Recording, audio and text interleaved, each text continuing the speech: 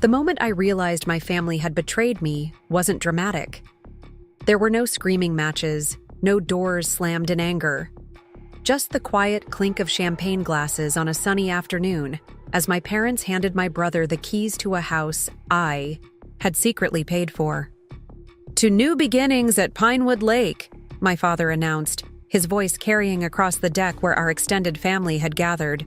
"May the Thompson legacy continue with James at the helm." I watched my brother's face light up with pride as he clutched those brass keys.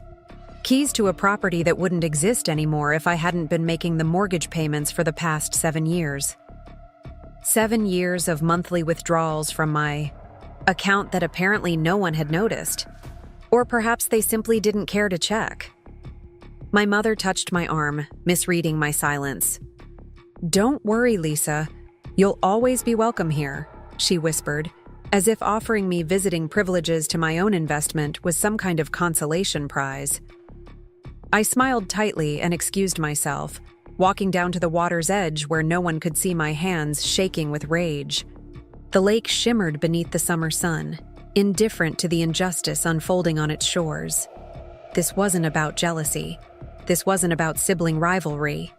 This was about $218,400 of my hard-earned money that had preserved our family vacation home, while everyone else was blissfully oblivious to the fact that it had nearly been lost to foreclosure.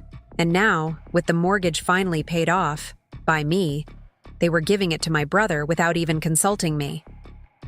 As I stared at the water, I made a decision. For the first time in my life, I wasn't going to be the quiet daughter who carried everyone else's burdens without complaint. For once, I was going to demand what was rightfully mine. But first, I needed proof. Before we jump back in, tell us where you're tuning in from. And if this story touches you, make sure you're subscribed, because tomorrow, I've saved something extra special for you. Growing up in the Thompson family meant understanding your role early. My brother James was the charismatic one, the future leader, the son who would carry on our father's legacy in the family construction business. I was the practical one, the responsible daughter who was expected to support from the sidelines.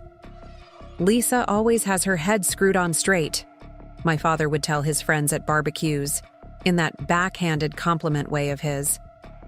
"Never gives us any trouble." What he meant was that I didn't demand attention. I handled my problems quietly and efficiently.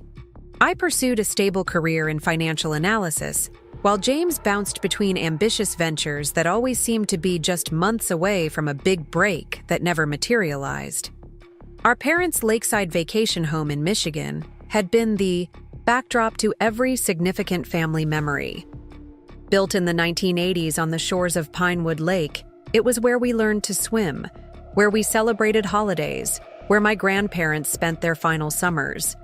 The property held our history in its weathered docks and pine-scented rooms. In 2017, I received a call from my mother that changed everything. I was working late at my office in Chicago, finalizing projections for a major client presentation. "Lisa, honey," she began, her voice tight with worry.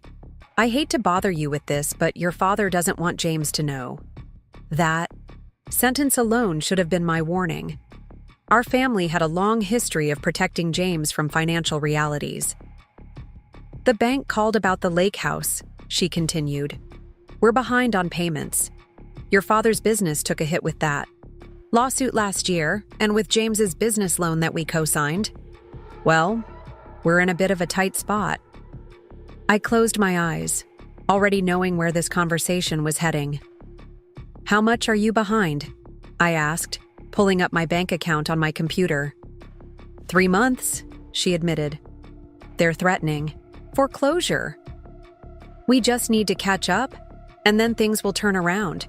Your father has some big contracts coming in the fall." I'd heard about these mythical big contracts my entire life. They were always just around the corner, yet somehow never quite substantial enough to create actual financial stability. "How much is the monthly payment?" I asked. $20,600, she said quietly. "Plus, there's the back payments and a penalty." I did the quick math. Nearly $10,000 to get them current again. I can help, I said, the words coming automatically. I'll transfer the money tonight. Send me the loan details and account information. The relief in her voice was palpable. Oh, Lisa, thank you. It's just temporary, I promise. We don't want to lose the lake house. You know what it means to the family. I did know, which is why I didn't hesitate. That night, I transferred $9,800 from my savings account, money I'd been setting aside for a down payment on my own place, to cover their delinquent mortgage. It was supposed to be a one-time rescue, a temporary intervention to save a cherished family property. But 1 month turned into 2, then 6, then a year. Every month brought a new excuse. Dad's business was still recovering. Winter was slow for construction. James needed help with rent until his new venture took off. The justifications changed, but the outcome remained constant. I continued making the payments on a property that wasn't mine. I never told James. At my parents' request, we kept this arrangement just between us. They didn't want him to worry, they said. Didn't want him distracted from his entrepreneurial pursuits. As if his peace of mind was somehow more valuable than my financial security. For 7 years, I maintained this secret. I automated the payments, built them into my budget, and tried not to think about the vacations I couldn't take or the condo I couldn't buy because my savings were perpetually depleted. Meanwhile, James used the lake house as if it were his personal property. He hosted lavish parties for his business associates, brought his rotating cast of girlfriends for romantic weekends, and even rented it out to his friends occasionally, pocketing the cash without any acknowledgement of who was actually keeping the property in the family. James takes such good care of the place, my mother would gush during our weekly calls. He's replacing the dock next summer. Isn't that generous? I would murmur agreement, swallowing the bitter truth that his generosity was built on my silent sacrifice. By early 2024, I had invested over $218,400 in mortgage payments alone, not counting the property taxes and insurance I'd also covered when my parents came up short. I had spreadsheets documenting every payment, every transfer, every dollar spent, maintaining a property that my family still considered theirs to dispense as they pleased. I hadn't intended to keep records initially. As a financial analyst, tracking expenses was second nature to me. But as the months stretched into years, these records became a tangible reminder of my contributions that remained unacknowledged and unappreciated. The final mortgage payment went through in March 2024. I remember staring at the confirmation screen, feeling a complex mixture of relief and resentment. 7 years of financial burden finally concluded. I called my mother that evening. The lake house mortgage is officially paid off, I told her. Oh, that's wonderful news, she replied. Your father will be so relieved. This past year has been so stressful for him. I waited for some acknowledgement of my role in this achievement, some recognition of the hundreds of thousands of dollars I had contributed. The silence on the other end of the line was deafening. I was thinking, I ventured carefully, maybe we should discuss the ownership situation now that the mortgage is clear. Ownership? My mother sounded genuinely confused. What do you mean, honey? Well, considering I've been making the payments all these years, I thought perhaps we should update the deed to reflect my investment. Her laugh was light, dismissive. Oh, Lisa, don't be silly. It's the family home. Your father and I always intended to keep it for the grandchildren someday. Besides, you know James has such an attachment to the place. The conversation shifted to my cousin's recent wedding, my mother smoothly changing the subject as if my financial contribution to preserving our family legacy was a minor detail not worth dwelling on. 2 months later, I received an invitation to a special family gathering at the lake house. The invitation, designed by my mother with her characteristic flair for celebration, mentioned a property ceremony, but offered no further details. I assumed, naively perhaps, that this might be my parents' way of finally acknowledging my contribution. Perhaps they had decided to formally include me on the deed after all. The thought gave me a spark of hope that my family might finally see me, really see me, and the sacrifices I had made. When I arrived at Pinewood Lake that June weekend, the property was decorated for celebration. Lanterns hung from the trees, tables were set up on the expansive lawn that sloped down to the water, and a small podium had been positioned on the deck overlooking the lake. My brother James arrived last, making his characteristic grand entrance in his newly leased luxury SUV, his girlfriend Vanessa by his side. She was his latest in a string of relationships, beautiful, charming, and clearly impressed by the lakefront property she was being introduced to. "This place is absolutely gorgeous," I overheard her telling my mother. "James has told me so much about the family summers here." My mother beamed with pride. "It's been in the family for generations. Thompson tradition runs deep here."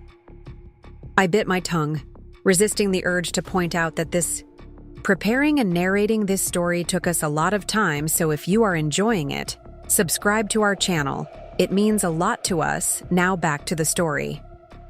Family tradition would have ended at the auction block if not for my intervention. As everyone gathered on the deck, my father clinked his glass for attention. His face was flushed with emotion, his voice slightly unsteady as he began to speak. "Today marks a new chapter for our family, and for this special place that has held so many memories," he announced. "Your mother and I have been thinking about the future, about legacy, and about ensuring that Pinewood Lake remains in the Thompson family for generations to come." My heart quickened. This was it, the acknowledgement I had been waiting for. "As you all know, James has always had a special connection to this place," my father continued. "His commitment to preserving the Thompson name and traditions has never wavered." I felt a creeping sense of unease as my father's gaze rested proudly on my brother. "Now that we've finally paid off the mortgage," I flinched at the "we," "it's time to look to the future. James has shown incredible business acumen with his new venture taking off, and your mother and I feel confident that he is ready for this responsibility." My father reached into his pocket and pulled out a set of keys attached to a wooden keychain carved with the Pinewood Lake logo. "Son, your mother and I are transferring the lake house deed to your name. We know you'll be a worthy steward of the Thompson legacy." The gathering erupted in applause as James stepped forward, visibly moved, to accept the keys and embrace our father. Vanessa was already capturing the moment on her phone, no doubt planning the perfect social media post about her boyfriend's new lakefront property. And there I stood, glass in hand, watching the fruits of my labor. 7 years of monthly payments, of deferred dreams, of financial sacrifice, being handed to my brother with no mention of my contribution. No acknowledgement that without me, this ceremony wouldn't be happening because the bank would have claimed this property years ago. That's when my mother leaned in with her well-meaning whisper, "Don't worry, Lisa. You'll always be welcome here." As if I needed permission to visit a house I had saved and paid for. As the celebration continued around me, I slipped away to the shoreline, mind racing. The injustice of it all washed over me in waves, each realization more infuriating than the last. Not only had my financial contributions been ignored, but I had effectively funded a generous gift to my brother. A gift valued at well over $1 million given the lakefront property market. I pulled out my phone and scrolled through my banking app, looking at the long history of transfers to the mortgage company. 7 years of payments stared back at me, irrefutable evidence of what I had done for my family. Evidence they had either forgotten or chosen to ignore. In that moment, standing by the water's edge while celebration continued on the deck behind me, something fundamental shifted inside me. The dutiful daughter who had always put family needs ahead of her own finally reached her breaking point. I looked up at the house, my house by any reasonable financial or moral calculation, and made a promise to myself. This would not stand.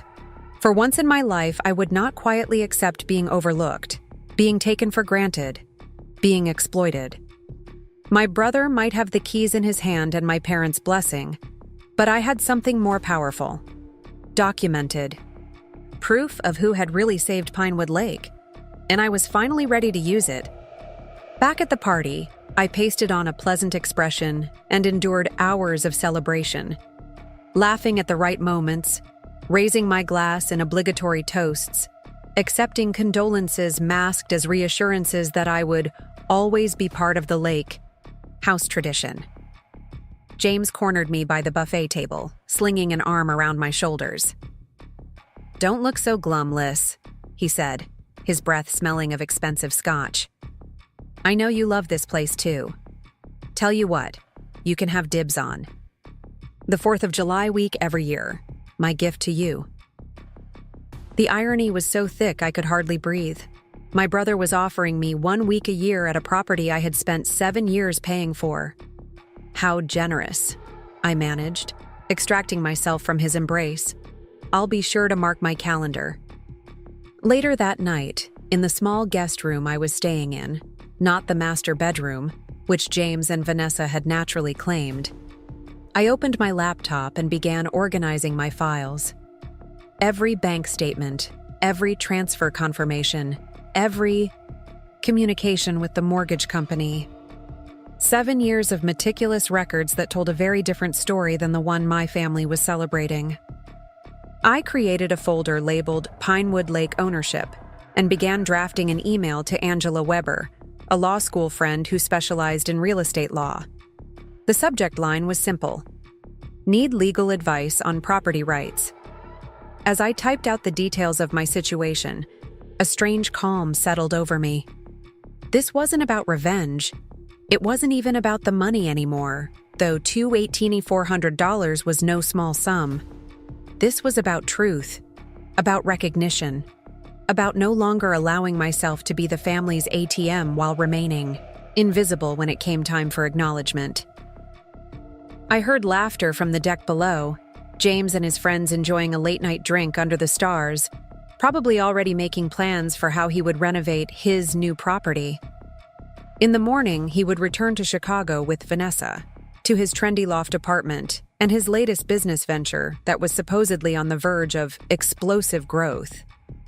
My parents would return to their comfortable retirement, secure in the knowledge that the family vacation home was now in their son's capable hands. And I would return to my modest condo, to the job that had funded this entire charade, with a new mission: reclaiming what was rightfully mine. Before falling asleep, I sent the email to Angela.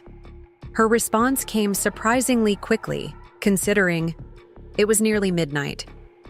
"Lisa, this sounds like a clear case of unjust enrichment and potential constructive trust issue. Don't say anything to your family yet. Come to my office Monday at 9 a.m. Bring all your documentation. This is winnable." Those 3 words, "this is winnable," were the most validating thing anyone had said to me in years. They acknowledged what I already knew in my heart, that what had happened wasn't just unfair, it was legally actionable. For the first time since the ceremony, I smiled genuinely. My family had mistaken my quietness for weakness, my generosity for submissiveness. They were about to discover how wrong they had been. The daughter who had silently supported everyone was about to find her voice, and Pinewood Lake would never be the same. The Monday morning after the lake house ceremony dawned gray and rainy in Chicago, matching my mood perfectly as I made my way to Angela Weber's downtown law office. I'd spent Sunday meticulously organizing my documentation, creating a timeline of every payment, every conversation, every promise made and broken regarding Pinewood Lake. My accordion folder bulged with 7 years of financial history as I navigated the crowded elevator to the 18th floor. Angela's receptionist showed me into a sleek conference room with floor-to-ceiling windows overlooking the city. Minutes later, Angela herself strode in. Every bit the powerhouse attorney I remembered from law school. Though we'd drifted apart, over the years maintaining only casual social media contact, Her reputation had grown impressive. She specialized in complex property disputes and had a reputation for taking on cases with complicated family dynamics. "Lisa Thompson," she said warmly, grasping my hand. "It's been too long, though I wish we were reconnecting under better circumstances." "Me too," I admitted, gesturing to the bulging folder I'd placed on the conference table. "Thank you for seeing me so quickly." Angela took a seat across from me, her expression shifting from friendly to professional. "Your email caught my attention. Family property disputes are my specialty, but yours has elements that make it particularly compelling." "From a legal standpoint." "Compelling?" I echoed. "The sustained pattern of payment without formal acknowledgement? The clear paper trail? The recent transfer of deed without consideration of your contributions?"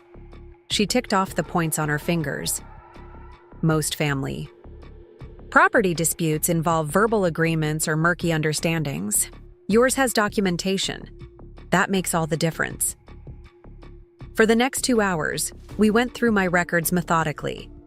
Angela examined bank statements, transfer confirmations, and the sparse written communications from my parents acknowledging my help with the mortgage. She took careful notes, occasionally asking clarifying questions about conversations or understandings that had existed between my family and me. "Did you ever explicitly state that you expected ownership interest in exchange for these payments?" she asked, reviewing an email exchange between my mother and me from 2019. I hesitated. "Not in those exact words. It seemed understood that I was preserving the property for the family, for all of us." Angela nodded. "That's common. And actually, the law doesn't necessarily require an explicit agreement in cases like this. Under the doctrine of constructive trust, courts can determine that it would be unjust for someone to retain property that another person has substantially invested in, especially when there's a clear expectation of benefit." She pulled out a legal pad and began sketching what looked like a flowchart. "Here's what I'm seeing. You made substantial, consistent payments on a property for 7 years. These payments preserved ownership for your family when the property would otherwise have been lost to foreclosure. Your parents then transferred the property exclusively to your brother, without compensating you for your investment." Hearing my situation laid out so clinically sent a chill through me. Put that way, the injustice seemed even more stark. "The question becomes," Angela continued, "what do you want out of this? Are you seeking full ownership? Joint ownership with your brother? Financial compensation equivalent to your investment plus interest? Or something else entirely?" I hadn't fully crystallized my goal yet. Part of me simply wanted acknowledgement. "How, sir?" for my family to recognize what I had done and how thoroughly they'd dismissed my contribution. But I knew that wasn't enough. Not after what had happened. "I believe I've earned ownership," I said finally. "At minimum, equal ownership with James. Ideally, primary ownership with allowances for family use." Angela made a note. "That's reasonable, given the circumstances. Now, before we move forward, I need to ask, have you discussed any of this directly with your family since the ceremony?" "No. I've been avoiding their calls, actually. My mother's left several messages asking if I'm upset about something." I couldn't keep the bitterness from my voice. "Good. Keep it that way for now." Angela closed her notebook decisively. "Here's what I recommend. I'll draft a formal letter outlining your position, the documentation of your contributions, and the legal principles that support your claim to ownership interest in the property. We'll send this to your parents and your brother simultaneously, establishing a paper trail of your claim before any verbal discussions muddy the waters." "Will that work?" I asked skeptically. "My father can be very dismissive when challenged." Angela's smile was confident. "That's why the letter will come from me on firm letterhead, citing relevant case law and the specific documentation we have. This isn't about emotional appeals, Lisa. This is about establishing legal ground for your claim." As I left her office an hour later, I felt a strange mix of anxiety and relief. For 7 years, I'd carried the burden of the lake house payments, alone, a private resentment building with each transfer. Now that burden was shared, acknowledged by a legal professional who validated my position. Angela promised to have the letter drafted within 3 days. In the meantime, I was to continue avoiding substantive conversations with my family about the property. If pressed, I could say I was processing the change in ownership, nothing more. That evening, my phone rang with my father's number. I let it go to voicemail, listening to his message later with a strange detachment. "Lisa, it's Dad. Your mother's concerned you left the lake house early on Sunday without saying goodbye. Is everything all right? Call us back when you get a chance." No mention of the property transfer, no acknowledgement of how it might have affected me, just concern about social niceties. I didn't return the call. The next morning, James texted, "Hey sis, Vanessa and I are thinking of replacing the dock at the lake house this summer. Got any financial wizardry advice on the best way to fund renovations? Dinner this week to discuss?" My treat. The audacity was breathtaking. After being gifted $1 million property, he was now seeking my financial expertise to improve it, possibly even angling for me to help fund the renovations. I typed a non-committal response about being swamped with work and promised to check my schedule. In truth, I was buying time until Angela's letter could establish the legal boundaries that my family had failed to respect. 3 days later, as promised, Angela sent me the draft letter for review.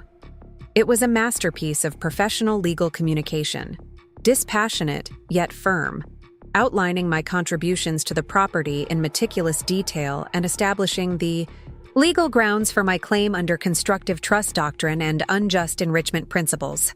The letter concluded with a clear statement of my position. Given my substantial financial investment that had preserved the property from foreclosure, I was asserting a legal claim to ownership interest in Pinewood Lake. It proposed a meeting with all parties and their legal representatives to discuss resolution options, including potential revision of the deed to reflect joint ownership or financial compensation equivalent to my investment plus reasonable return. "It's perfect," I told Angela over the phone. "When will you send it?" "Tomorrow morning by certified mail to all parties," she replied. "But Lisa, I want you to be prepared. Family reactions to these letters can be volatile. Don't be surprised if there's anger, denial, or attempts to emotionally manipulate you into withdrawing your claim." "I'm prepared," I assured her, though my churning stomach suggested otherwise. "Remember," Angela continued, "this isn't about being vindictive. This is about fairness, about ensuring your significant contribution is properly acknowledged and compensated. Stay focused on that when the emotional pressure begins." The letter went out on Thursday morning. By Thursday afternoon, the storm broke. My phone exploded. With notifications, multiple missed calls from both parents, a string of increasingly agitated text messages from James. Even my Aunt Meredith, my father's sister, called to express her concern about what she was hearing. I ignored them all, following Angela's advice to let the letter speak for itself and avoid being drawn into emotional arguments without legal protections in place. Finally, around 7 p.m., I listened to the voicemails, starting with my father's. "Lisa, what the hell is this?" His voice was tight with anger. "Some lawyer sending threats about the lake house? Is this why you've been avoiding our calls? You, call me back immediately. This is family business, not something for attorneys to meddle in." My mother's message was tearful. "Honey, we're so confused. Your father is beside himself. Why would you do this? If you were upset about the lake house, why didn't you just talk to us? Please call. This feels like such a betrayal." James's message was the most revealing. "A lawyer, Lisa? Really? After everything this family has done for you?" Dad told me. "About the few times you helped with the mortgage when things were tight. Is that what this is about? You want to be reimbursed for helping the family during a rough patch? Fine, I can work out a payment plan, but this legal nonsense stops now. The few times I had helped, the casual dismissal of 7 years of payments as a minor contribution during a rough patch. His assumption that I would settle for being reimbursed gradually while he retained ownership of a property worth exponentially more than my investment. It was all so predictably infuriating that I almost laughed. The final message was from my Aunt Meredith, always my father's loyal echo.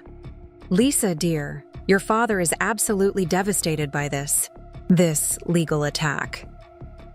I don't know what's gotten into you, but this isn't how our family handles disagreements. Your grandfather would be turning in his grave if he knew the lake house he built was the subject of a lawsuit between his grandchildren." I texted Angela.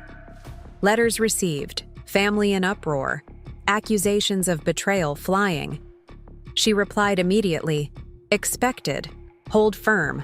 No discussions without me present." That night was one of the longest of my life. Every few hours, another call or text would arrive. My father's tone grew increasingly stern, my mother's increasingly wounded. James oscillated between anger and patronizing offers to work something out that invariably involved him retaining full ownership. By morning, I had a migraine from stress and lack of sleep. I called in sick to work for the first time in 3 years, unable to face client meetings while my personal life was imploding. Around noon, my doorbell rang. I peered through the peephole to see my parents standing in the hallway of my condo building. My father's face was set in the stern expression I'd known since childhood, the look that had always preceded lectures about responsibility and family loyalty.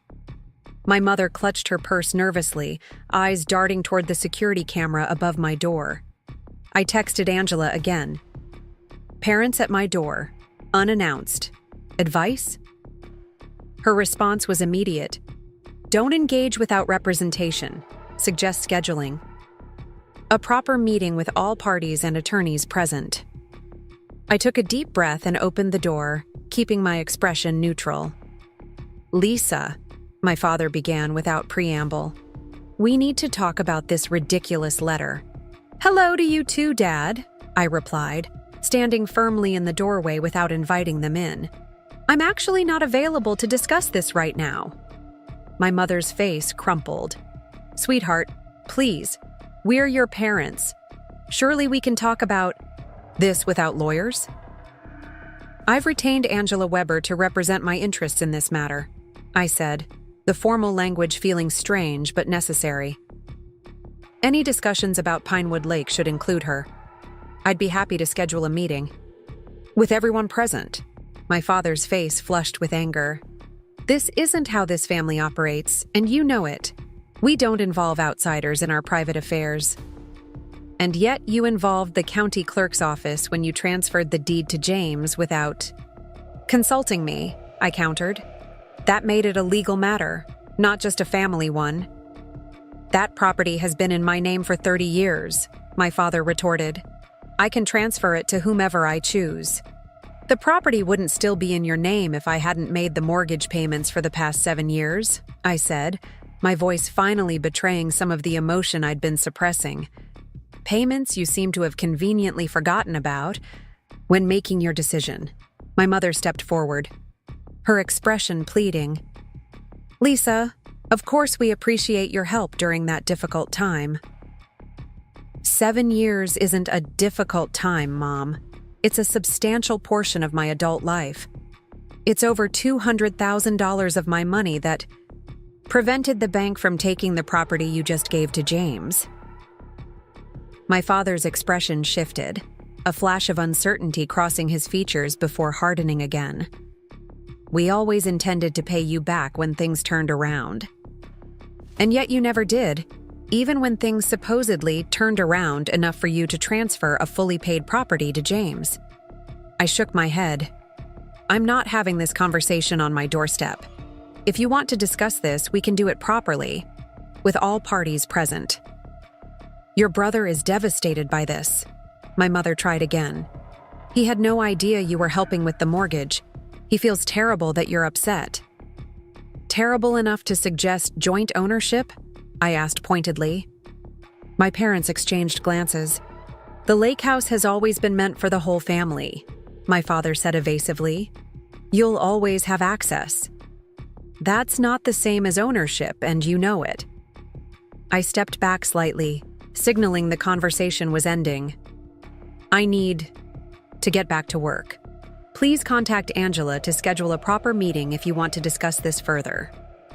Lisa? My mother began, but my father took her arm. Fine, he said coldly. If that's how you want to play this, we'll do it your way. But don't think for a minute that this won't have consequences for this family. As I closed the door, I heard my mother begin to cry softly in the hallway. The sound twisted in my chest, that familiar daughter's guilt threatening to undermine my resolve. For a moment, I almost reopened the door, almost apologized for causing them distress. Then I remembered the ceremony at the lake house. Remembered James accepting the keys with no acknowledgement of who had made it possible. Remembered 7 years of financial strain while my brother enjoyed the property I was preserving. The guilt receded, replaced by a steely determination. This wasn't about being cruel. This was about finally standing up for myself in a family that had taken my contributions for granted one time too many. I texted Angela again. Parents came to my door, held firm on having representation for any discussions. They're not happy. Good work, she replied. Their reaction shows they know you have a valid claim. Stay strong. Later that afternoon, I received an email from James. Unlike our parents' emotional appeal, his was couched in businesslike terms, attempting to position himself as the reasonable mediator. Lisa, I understand you feel your contributions to the lake house mortgage weren't properly acknowledged. While Mom and Dad are hurt by your approach, I recognize that financial matters need clear resolution. I'm prepared to offer you a repayment plan for the funds you contributed, with reasonable interest. Let's handle this between ourselves without expensive legal fees that will only deplete family resources. The lake house has always been more important to me than to you anyway. You've only visited a few times in recent years, while I've maintained the property and created memories. They're with friends and colleagues. The last line revealed his true perspective, despite the seemingly reasonable tone. In his mind, his emotional attachment to the property outweighed my financial investment in it.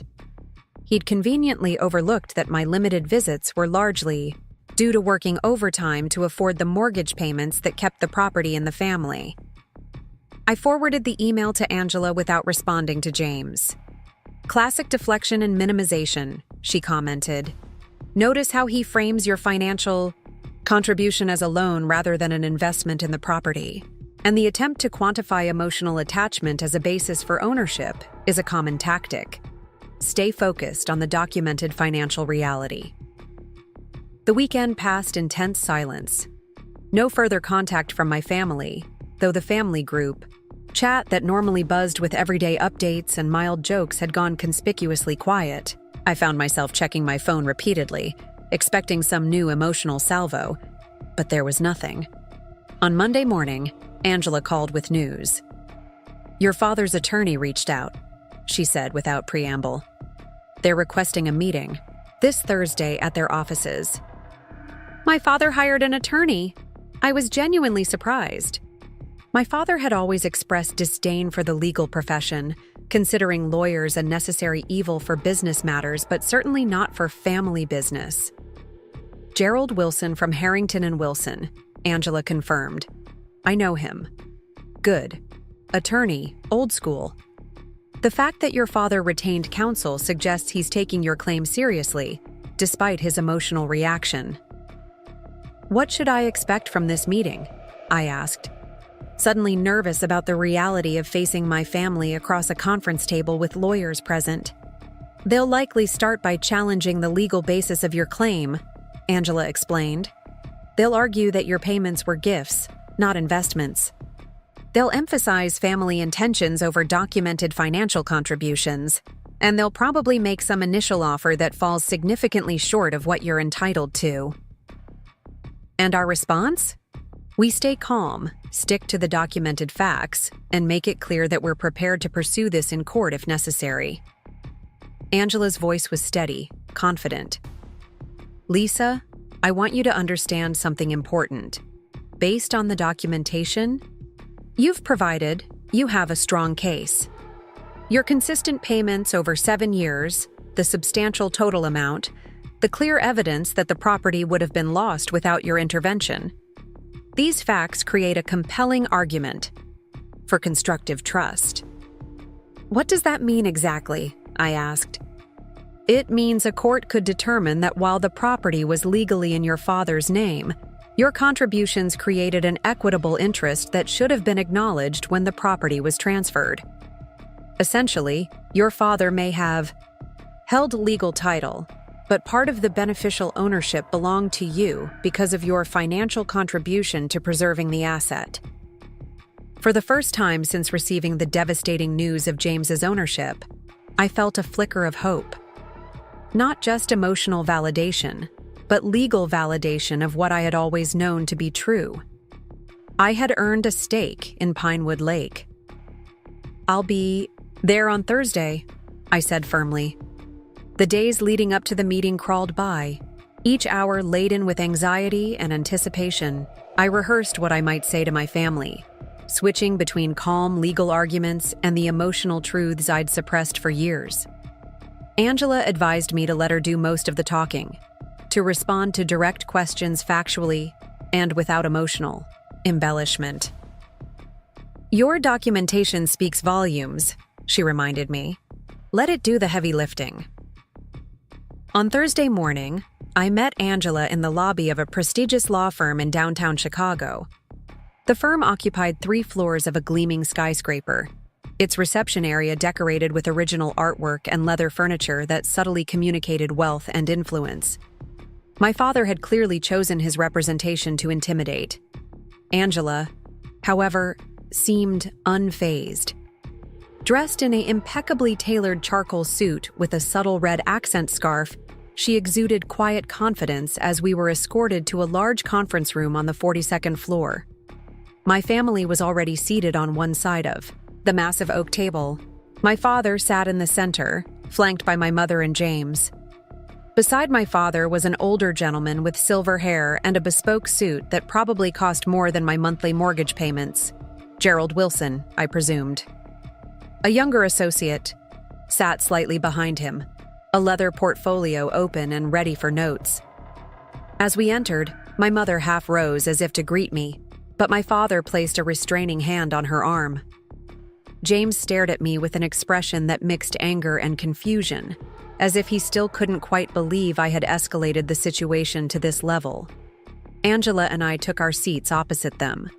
The physical division of the table felt symbolic. For perhaps the first time in my life, I was positioned in clear opposition to my family rather than as a supporting player in their drama. Gerald Wilson began with practiced cordiality. Ms. Weber, Ms. Thompson, thank you for joining us today. I think we all share the goal of resolving this unfortunate misunderstanding efficiently and amicably. Angela smiled pleasantly. We certainly hope to reach a fair resolution. Though I would characterize the situation as a substantive legal matter, rather than a misunderstanding. Wilson's smile tightened fractionally. Yes, well, family matters often involve both emotional and legal elements. Speaking of which, I understand Ms. Thompson has made contributions to the mortgage payments for the Pinewood Lake property owned by her parents, Robert and Catherine Thompson. Contributions is an interesting choice of words, Angela replied, opening her portfolio.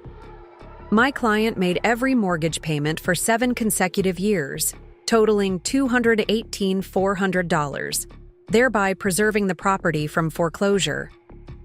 Documentation of these payments has been provided to your office. My father leaned forward. Lisa, no one is disputing that you helped us during a difficult financial period. We're grateful for that help. But the property has been in my name for decades. It was always my intention to determine its disposition.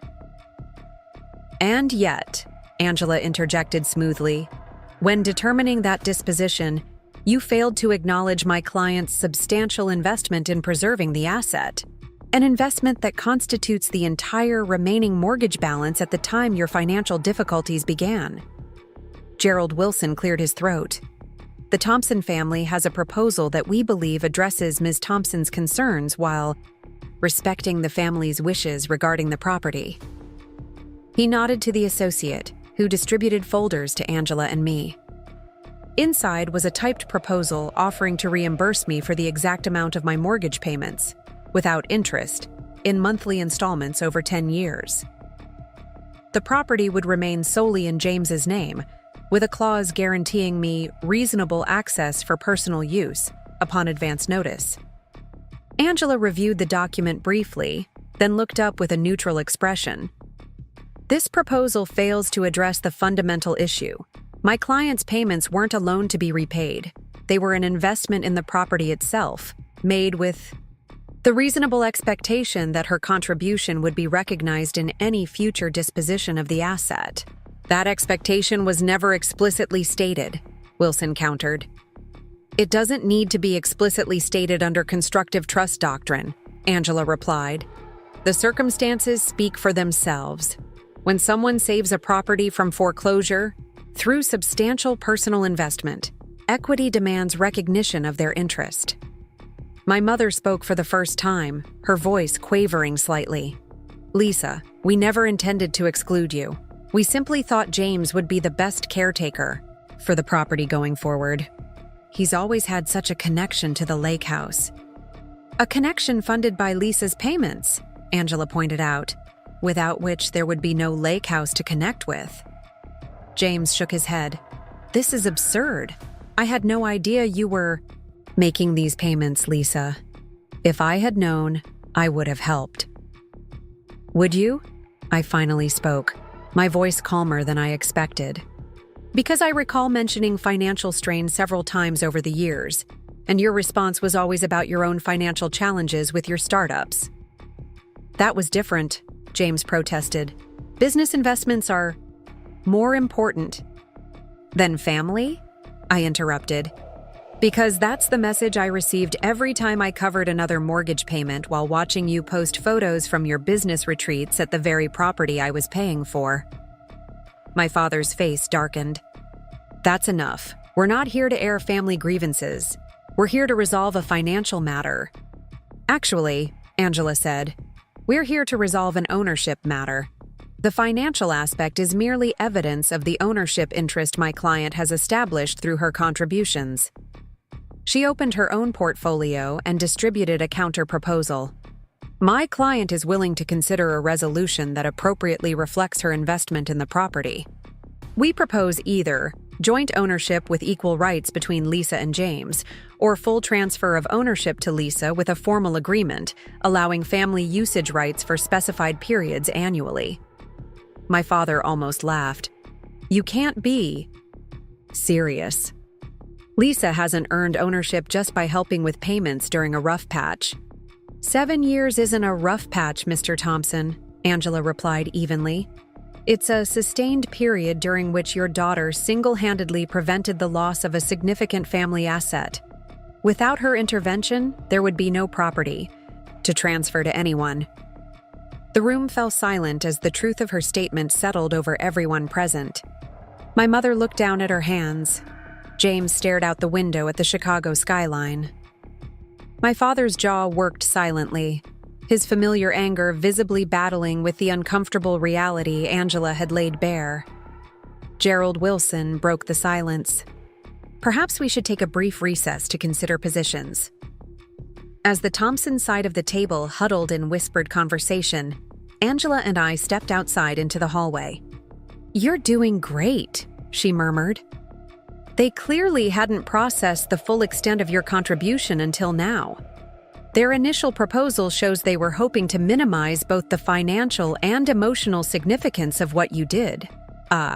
What happens if they reject our counter-proposal? I asked. Then we proceed with filing a formal legal action, Angela said simply. But based on their reactions, I think they're beginning to understand the strength of our position. No one, wants a protracted family legal battle that could potentially become public record. When we returned to the conference room after the brief recess, something had shifted. My father's expression had lost some of its rigid certainty, and James looked distinctly uncomfortable. My mother's eyes were slightly red, suggesting she might have shed tears during our absence. Gerald Wilson cleared his throat. After further discussion, the Thompson family would like to propose an alternative resolution. He outlined a new offer. James and I would hold joint ownership of Pinewood Lake, with equal rights and responsibilities. My parents would retain lifetime usage rights for 1 month each summer. Additionally, James would reimburse me for half of my total mortgage contributions, acknowledging that my payments had preserved a property we would now share equally. It wasn't everything I had asked for, but it was a significant concession from their initial position. Angela and I exchanged glances. "We'd like a moment to discuss," she said. In the hallway, Angela spoke quietly. "This is actually a reasonable offer. Joint ownership acknowledges your stake in the property, and the financial compensation addresses the imbalance in contribution. We could push for more, but litigation would be costly and potentially drag on for months, possibly years." I considered the proposal. Joint ownership with James wasn't ideal. We'd need to coordinate decisions about maintenance, usage schedules, and potential future plans for the property. But it was a far cry from being merely welcomed to visit a house I had saved from foreclosure. "What about the emotional aspect?" I asked. "There's been no real acknowledgement of how wrong it was to transfer the property to James in the first place." Angela's expression was sympathetic but practical. "Legal resolutions rarely provide emotional satisfaction, Lisa. The fact that they've moved from complete dismissal of your claim to offering joint ownership is, in itself, an admission that their initial action was inappropriate. You won't get a formal apology through legal channels. That would have to come from your family directly, outside of these proceedings." I took a deep breath. "Let's counter with one amendment. I want full reimbursement of my mortgage contributions, not just half. If we're going to be equal owners going forward, we should start from equal financial footing." Angela nodded approvingly. "That's reasonable. Let's present it." Back in the conference room, Angela outlined our counter-proposal. James immediately began to protest, but my father cut him off with a raised hand. "Full reimbursement would be a significant hardship," he said, addressing me directly for the first time. "James doesn't have that kind of liquidity." "Neither did I when I started making the mortgage payments," I replied evenly. "But I managed." My mother interjected softly. "Lisa, please try to understand. James is just getting his business established. Asking him to come up with over $200,000 immediately isn't realistic." "I'm not asking for it immediately," I clarified. "I'm willing to accept a payment plan with reasonable interest, but I am asking for full reimbursement." Gerald Wilson conferred briefly with my father and James, then addressed Angela. "My clients are willing to accept full reimbursement on a payment schedule over 5 years, with annual interest at 2%. This would be formally incorporated into the joint ownership agreement." Angela looked to me for confirmation. I nodded. "We accept those terms," she said. "We'll need the agreement drafted with specific language regarding ownership rights, reimbursement schedule, and procedures for joint decision-making regarding the property." "Of course," Wilson agreed. "We can have a draft to you by early next week for review." The meeting concluded with formal handshakes all around, the stilted choreography of legal resolution standing in stark contrast to the emotional undercurrents filling the room. As we gathered our materials to leave, my mother approached me hesitantly. "Lisa, could we talk? Just the two of us, no lawyers. Please?" I glanced at Angela, who gave a slight nod. "I'll meet you in the lobby," she said, giving us privacy. When everyone else had filed out, my mother and I faced each other across the now empty conference table. "I didn't know," she said simply, her eyes welling with tears. I knew you helped sometimes, but I had no idea you were making every payment. Your father handled the financial communications. He always just said things were taken care of each month. For 7 years? I asked skeptically. She looked down, ashamed. I didn't ask questions I should have asked. It was easier to believe things were getting better than to face how precarious our situation was. But Lisa, you should have told me directly. Would it have made a difference? I challenged. When I tried to bring up the issue of ownership after the final payment, you dismissed me. You acted like my contribution was insignificant. I didn't understand what your contribution had been, she insisted. If I had known. She trailed off, and I wondered if she was being truthful, with me or with herself. Had she really been that disconnected from their financial reality? Or had it been more convenient to remain deliberately unaware? What matters now, she continued, is moving forward. This arrangement can work if we all approach it with goodwill. James is upset right now, but he'll come around. He's always looked up to you, you know. I almost laughed at that. James had never shown any indication of looking up to me. He had treated me with the casual disregard of a sibling who knew he was the favored child. I hope so, I said non-committally, because we're going to be co-owners of a significant property, and that requires cooperation. My mother reached across the table and squeezed my hand. This is still our family place, Lisa, the place where we've shared so many memories. I hope we can make more memories there together, without this tension.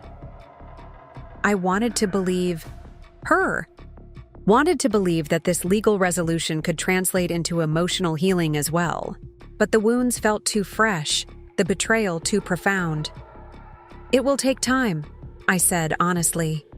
She nodded, wiping away a tear. I understand. Just don't give up on us, please. On your family. We made a terrible mistake, but we love you. As I rode the elevator down to meet Angela in the lobby, my emotions churned between validation and lingering hurt. I had stood up for myself and achieved a substantive acknowledgement of my contribution. The property would be partly mine, as it should have been all along. Yet the fact that it had taken legal action to force this recognition left a bitter taste. Angela was waiting by the building's impressive fountain. "How did it go with your mother?" she asked as we walked toward the exit. About as you'd expect. Tearful, apologetic, but also somewhat evasive about her own role in the situation. Angela nodded knowingly. Family disputes rarely have clean resolutions, Lisa. The legal aspects can be settled with documents and signatures, but the emotional aftermath takes longer to process. Give yourself permission to feel however you feel about this. Outside, the spring sunshine felt incongruously bright given the heaviness in my chest. "Thank you," I said sincerely. Not just for the legal representation, but for validating that my claim was legitimate. For years, I've felt like I was overreacting, being too sensitive about the imbalance in my family. "You weren't overreacting," Angela said firmly. "What happened was objectively unfair. Your family may never fully acknowledge that in the way you deserve, but the legal outcome confirms the legitimacy of your position."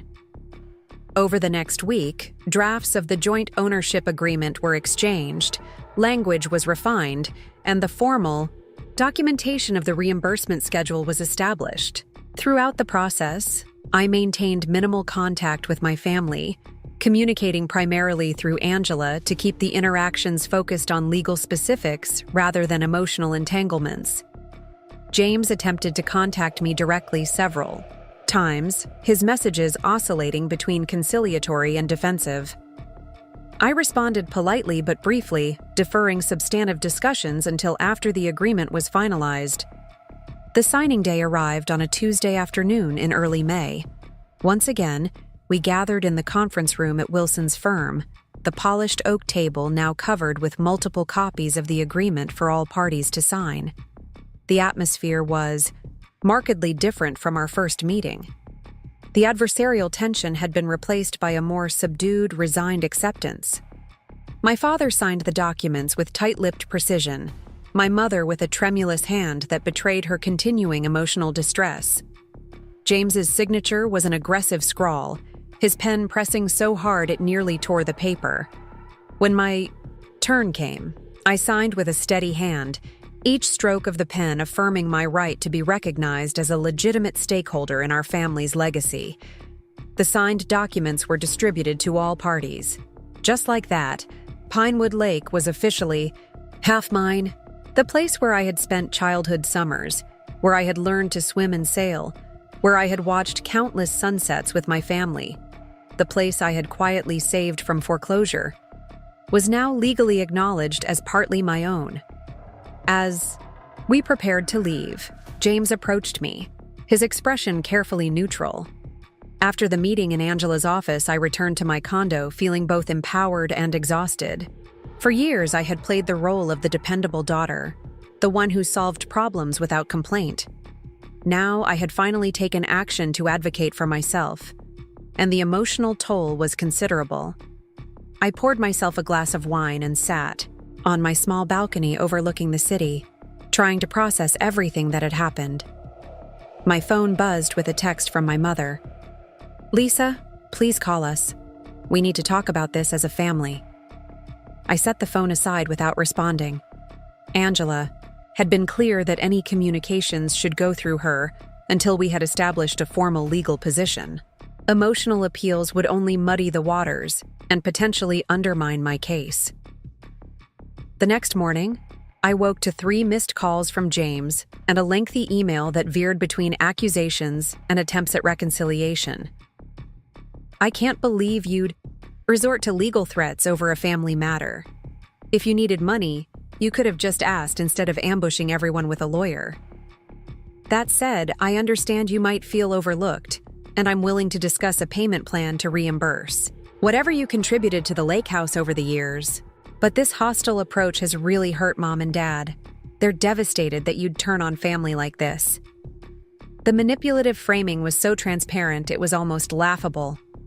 Recharacterizing my substantial investment as needing money and portraying my legitimate claim as turning on family were classic tactics to shift blame and avoid accountability. I forwarded the email to Angela without responding to James. Her reply came quickly. "This is exactly why we're handling communications formally. He's attempting to reframe the narrative and make you feel guilty for asserting your rights. Stay the course." 3 days after our initial meeting, Angela sent a formal demand letter to my parents and James. The letter meticulously documented my mortgage payments over 7 years, totaling $218,400, and stated my legal position clearly. I was asserting an ownership interest in Pinewood Lake based on my substantial financial contributions that had preserved the property from foreclosure. The letter proposed 2 potential resolutions: either transfer full ownership of the property to me, with guaranteed usage rights for family members, or establish joint ownership between James and me, with a full reimbursement of my mortgage contributions. The response was swift and predictable. My father called Angela's office in a rage, insisting this was extortion and threatening counteraction. My mother left tearful voicemails about family loyalty. James sent a series of increasingly angry texts accusing me of jealousy and ingratitude. Angela received a formal response from Gerald Wilson, the attorney my father had hastily retained. The letter disputed my claim of ownership interest, characterizing my mortgage payments as voluntary familial assistance without any expectation of ownership rights. It offered a reimbursement of $50,000, less than a quarter of what I had actually paid, as a good faith gesture to resolve the misunderstanding. When Angela shared this response with me, I felt a strange sense of calm. The insulting offer only confirmed what I had suspected all along. My family had taken my contributions entirely for granted, viewing my financial support as an obligation rather than a sacrifice deserving recognition. "What's our next step?" I asked Angela during our follow-up call. "We file a formal legal action," she replied confidently. "Their response indicates they're not taking your claim seriously yet. Once court proceedings begin, that will likely change." "Will this go to trial?" The prospect of facing my family in court made my stomach churn, despite my determination to stand my ground. "Most likely not," Angela assured me. "The vast majority of civil cases settle before trial. Filing the action establishes that we're serious and creates pressure to negotiate realistically. Based on the documentation you've provided, they'd be foolish to let this reach a courtroom." A week later, Angela filed a complaint with the circuit court, seeking a constructive trust over Pinewood Lake. The legal language was precise and powerful. The complaint argued that my parents would be unjustly enriched if allowed to transfer property to James, without recognizing my substantial contributions that had preserved the asset from foreclosure. The day after filing, my phone exploded with notifications. Messages from extended family members I rarely heard from, all expressing concern about what they were hearing. My Aunt Martha, my father's sister, left a particularly biting voicemail. "Lisa, I don't know what's gotten into you, but suing your own parents is beyond the pale. Your grandfather built that lake house with his own hands, and he would be heartbroken to see it become the subject of a lawsuit. Your parents have always done everything for you, and this is how you repay them? By dragging the family name through the courts? I expected better from you." I hadn't spoken to Aunt Martha in over 2 years, and she had no idea about the mortgage payments I'd been making. Her uninformed judgment stung, but also reinforced my resolve. This was exactly how my family operated: closing ranks, applying emotional pressure, avoiding the actual facts of the situation. I drafted a simple reply to these messages. "This is a private legal matter based on documented financial contributions I've made to preserve Pinewood Lake. I prefer not to discuss details, but I am acting on legal advice regarding my rights." That evening, as I was preparing dinner in my kitchen, my doorbell rang.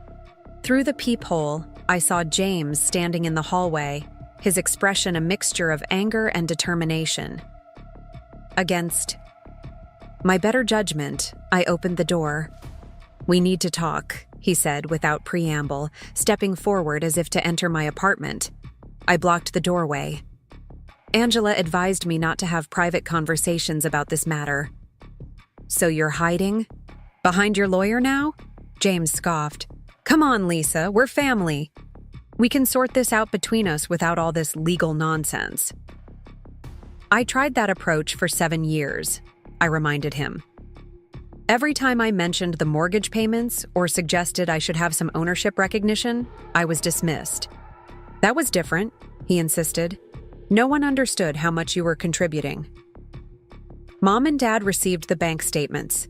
They knew exactly how much I was paying and for how long.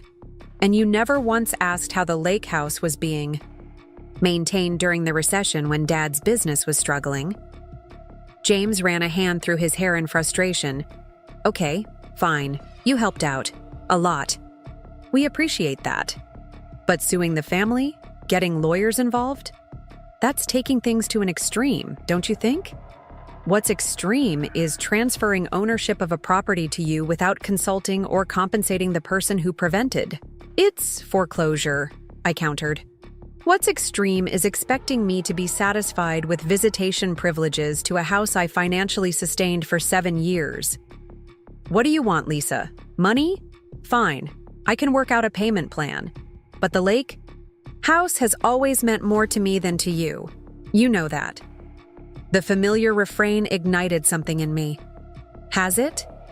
Or have you simply had more freedom to enjoy it because I was working overtime to cover the mortgage? Do you know how many family weekends I missed because I was taking on extra consulting projects to afford those payments? James had the grace to look slightly uncomfortable, but quickly recovered. "That was your choice. No one forced you to make those payments." "Actually, Mom and Dad did. Every month, with their financial sob stories and guilt trips about preserving the family legacy. Meanwhile, you were hosting parties at the lake house and posting about your entrepreneurial lifestyle while contributing nothing to maintain the property. That's not fair? No, it wasn't fair. None of this has been fair. But now we're going to resolve it legally, with documentation and formal agreements rather than emotional manipulation and vague promises. James's expression hardened. You've changed, Lisa. You used to understand the meaning of family. I understand it perfectly, I replied quietly. I understand that in our family, my contributions have been consistently undervalued while yours have been exaggerated. I understand that I was expected to sacrifice silently while you received recognition and rewards. Well, that dynamic is ending, now. Mom is crying herself to sleep every night because of what you're doing, he said, attempting one last emotional appeal. I'm sorry to hear that. I truly am. But I've spent 7 years sacrificing my financial security to preserve Pinewood Lake, and the only recognition I received was being told I'd always be welcome at a property I paid for. It's time for that sacrifice to be acknowledged. I began to close the door. Any further communication should go through Angela. Goodbye, James. As I shut the door on my brother's frustrated face, I felt a strange mixture of guilt and liberation. The guilt was an old, familiar feeling, the responsible daughter letting down her family. But the liberation was new, the recognition that I had a right to stand up for myself, to demand fairness and recognition. The next 2 weeks passed in a blur of legal maneuvers. My parents' attorney filed a motion to dismiss my complaint, arguing that voluntary family assistance creates no ownership interest. Angela responded with a comprehensive brief citing relevant case law on constructive trusts and unjust enrichment, particularly in family contexts. Through it all, I maintained my distance from direct family contact, though the emotional pressure continued to mount. Extended family members chose sides, with most supporting my parents based on limited information. Longtime family friends expressed confusion and concern. My mother sent daily texts alternating between guilt trips and pleas for reconciliation. The most surprising development came from an unexpected source. My cousin Megan, who had been close to James throughout childhood, reached out with a supportive message. Lisa, I don't know all the details, but I remember you mentioning years ago that you were helping with the lake house payments. I always thought it was strange that no one acknowledged how much you were contributing, while James acted like the place was practically his. For what it's worth, I think you're right to stand up for yourself, even if the rest of the family doesn't understand. Her message was a small validation in a storm of criticism, and I appreciated it more than I could express. 3 weeks after filing the legal action, Angela called with news. Your father's attorney has reached out to discuss settlement. They're requesting a meeting with all parties present. Does that mean they're taking this seriously now? I asked. Absolutely, Angela confirmed. The judge denied their motion to dismiss, which significantly strengthens our position. They know we have a legitimate legal claim that could potentially result in court-ordered constructive trust. They want to resolve this before it goes further. The settlement meeting was scheduled for the following Tuesday at Gerald Wilson's law offices. As the day approached, my anxiety mounted. I would be face-to-face with my family for the first time since initiating legal action in a high-stakes negotiation that would determine the future of Pinewood Lake. The morning of the meeting, I dressed carefully in a navy blue suit that projected professionalism while avoiding appearing overly aggressive. Angela had coached me on maintaining emotional composure regardless of whatever tactics my family might employ. Remember, she advised as we rode the elevator to the law firm's floor, they may try to provoke an emotional response to undermine your credibility. Stay focused on the documented facts and your legal position. When we entered the conference room, my family was already seated on one side of a large mahogany table. My father's face was set in the stern expression I knew Well, from childhood confrontations. My mother looked worn and anxious, her usually immaculate appearance slightly disheveled. James sat rigidly beside them, his expression alternating between resentment and discomfort. Gerald Wilson initiated the proceedings with practiced cordiality. "Thank you all for coming. We're here to discuss a potential resolution to the legal action regarding Pinewood Lake property. I believe we all share the goal of resolving this matter amicably, without protracted litigation." Angela nodded diplomatically. "We certainly hope to reach a fair resolution.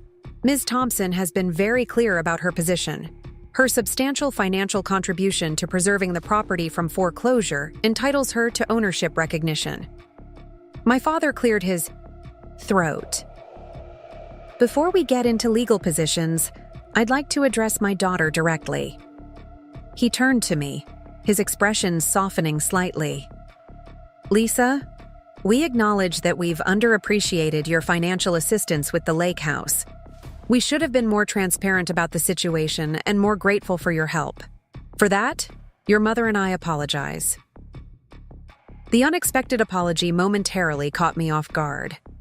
In all our years of family dynamics, my father had rarely admitted being wrong about anything. He continued, "That said, there's a difference between helping family and claiming ownership. The lake house has been in my name for 30 years. The fact that you assisted with payments during a difficult period doesn't change who owns the property."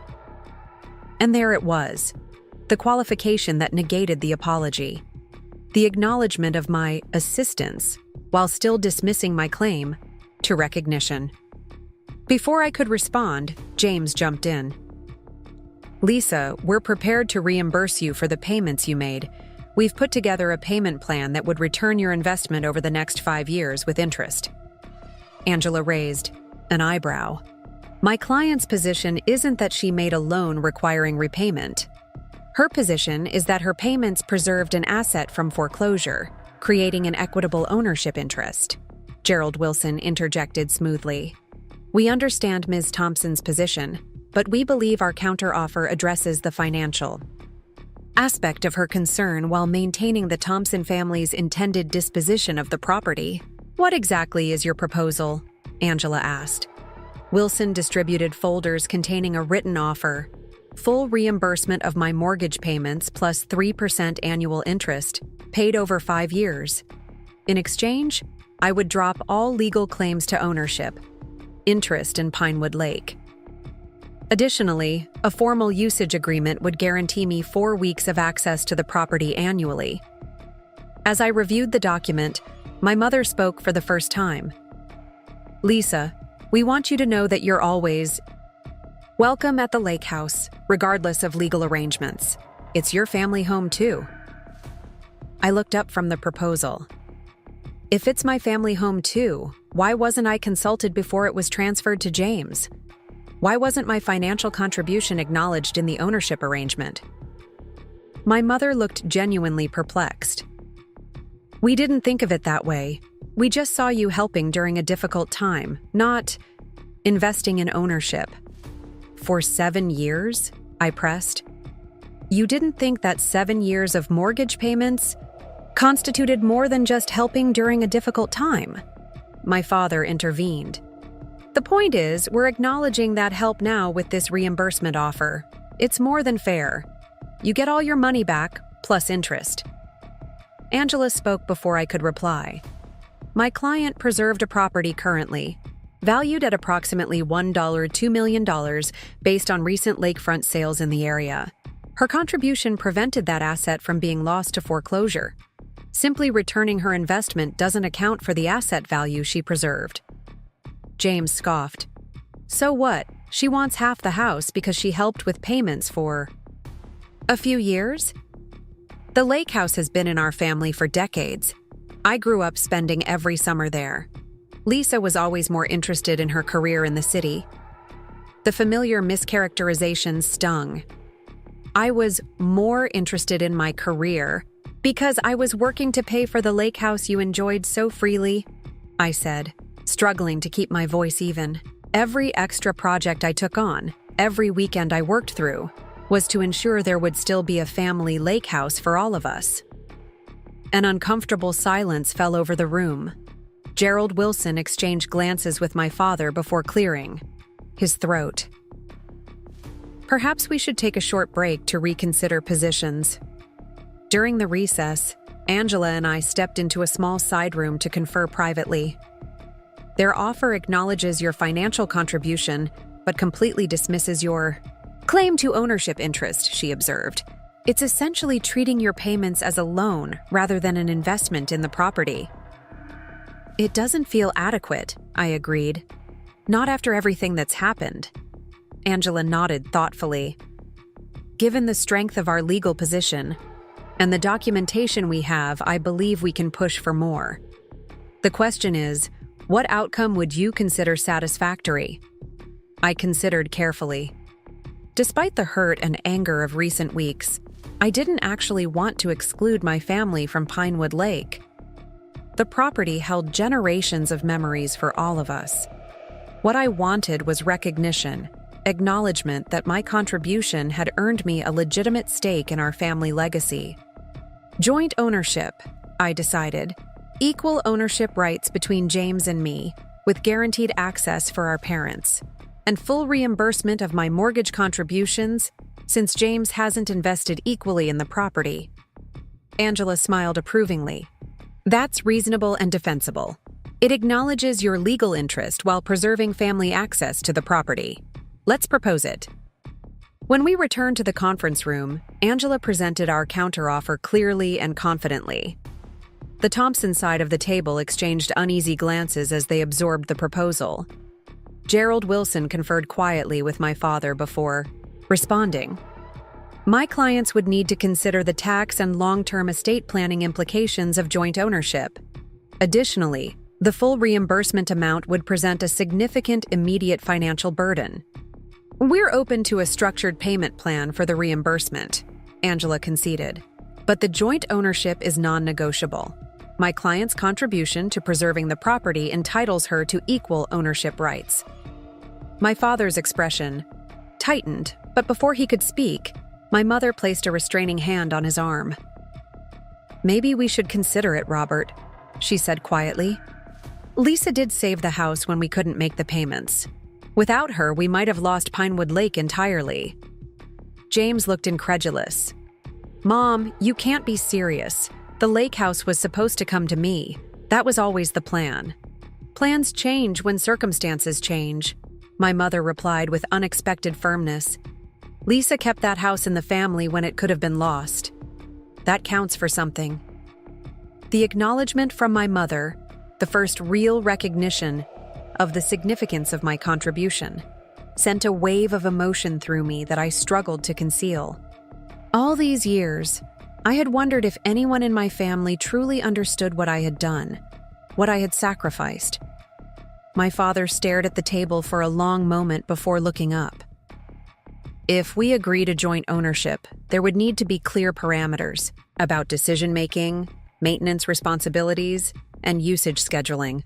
This can't turn into a constant power struggle. Angela nodded. We would expect a comprehensive co-ownership agreement addressing all those aspects. Gerald Wilson made notes. We would also propose that any major decisions requiring financial investment, renovations, significant repairs, potential future sale would require consent from both owners. That's reasonable, I agreed. My father turned to James. Son, I know this isn't what we discussed, but I think it may be the fairest solution given everything that's happened. James's jaw tightened visibly, but after a moment, he gave a curt nod. Fine, joint ownership, but I want priority usage during July and August. We can work out a fair usage schedule as part of the agreement, Angela assured him. Lisa, is there any particular time period you would prioritize? September and October, I replied without hesitation. Fall at the lake has always been my favorite. The discussion shifted to practical details, how tax obligations would be shared, how maintenance decisions would be made, how the reimbursement would be structured. As the legal teams worked through these points, I found myself studying my family's faces, searching for signs of genuine acceptance rather than grudging compromise. My mother looked relieved, as if a weight had been lifted. My father's expression remained guarded, but the rigid anger had softened to something more like resignation. James still radiated resentment, but beneath it, I detected a hint of something else.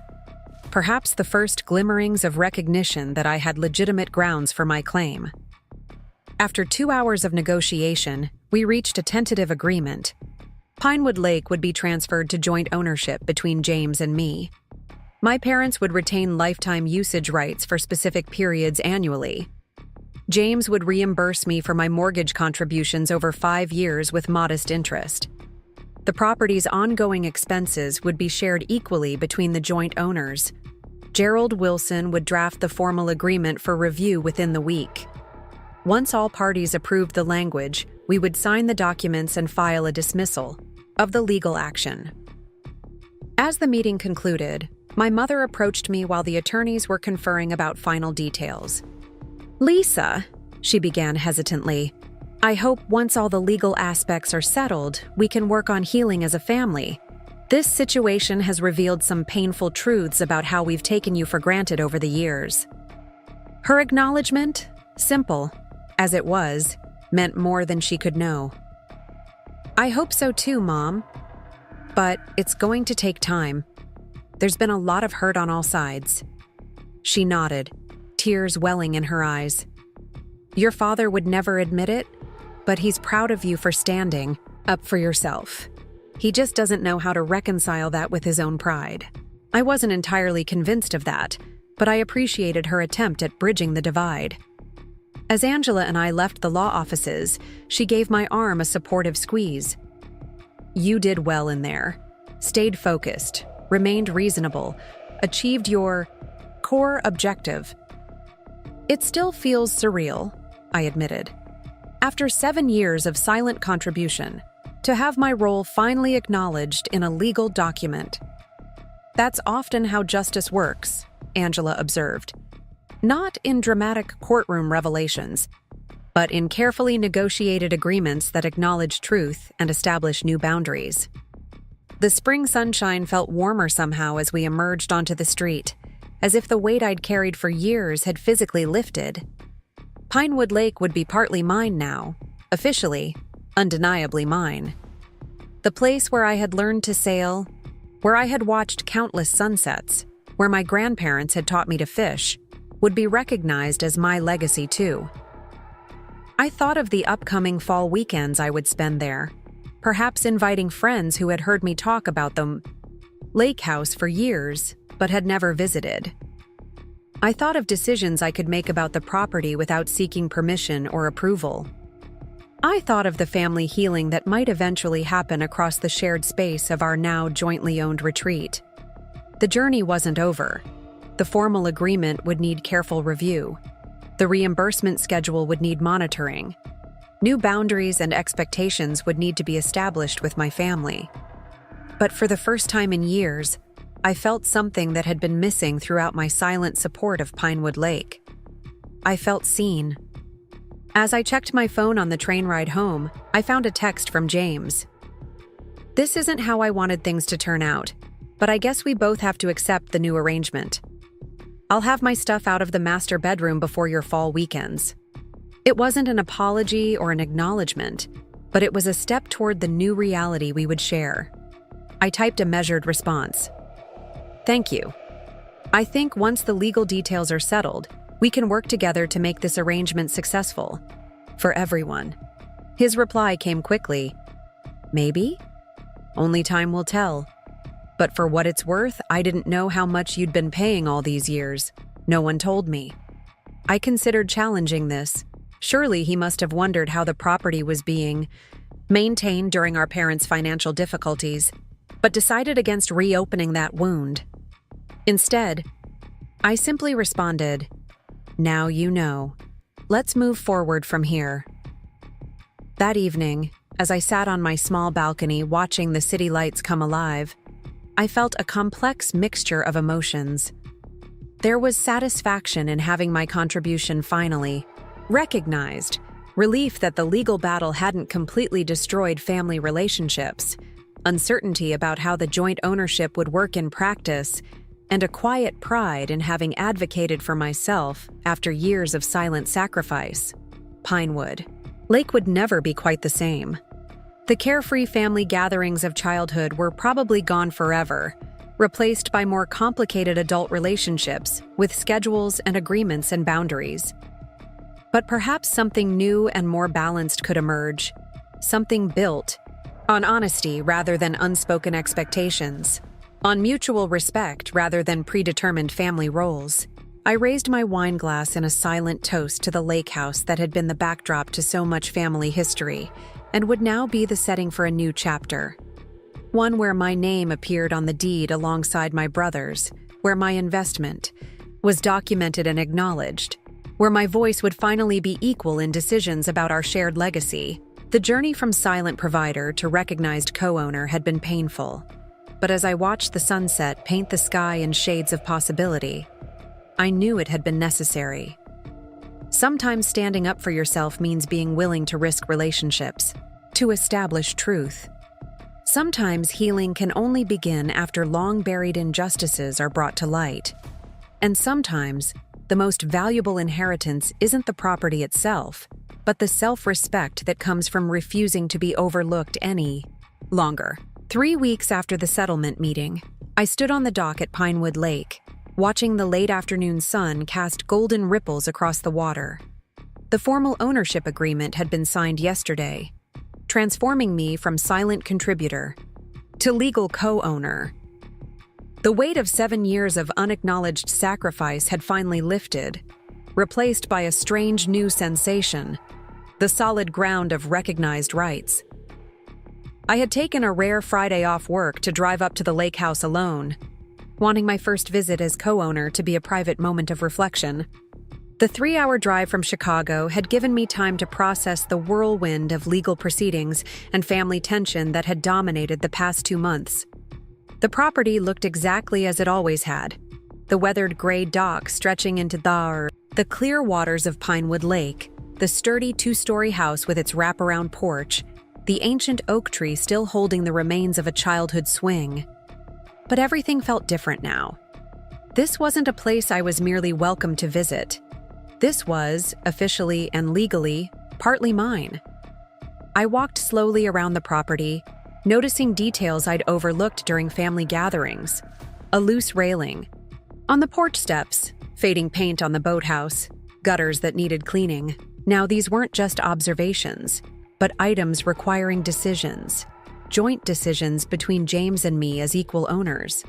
The interior of the house revealed more of James's presence than I'd expected, though he maintained his primary residence. In Chicago, he had clearly been spending significant time at Pinewood Lake.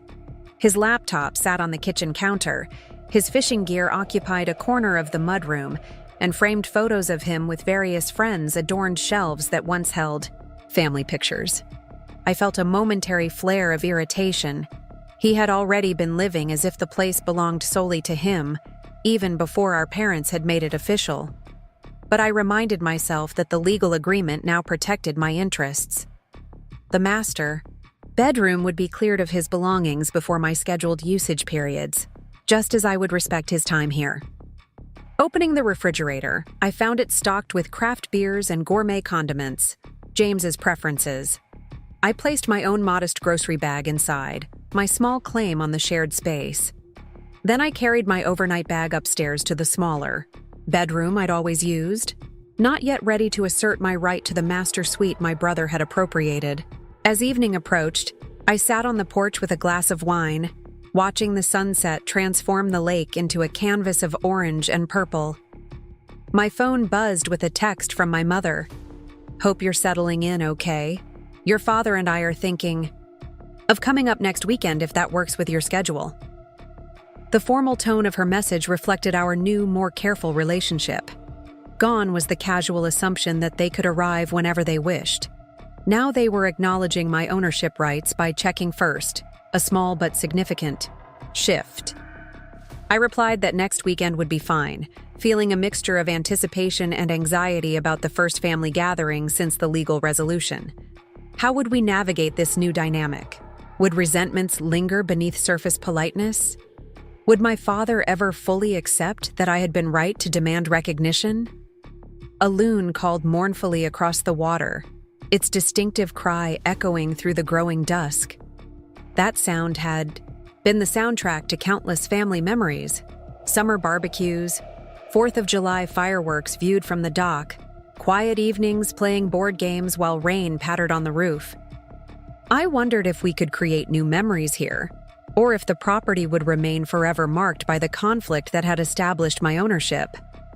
My phone buzzed again, this time with a call from James. I hesitated before answering.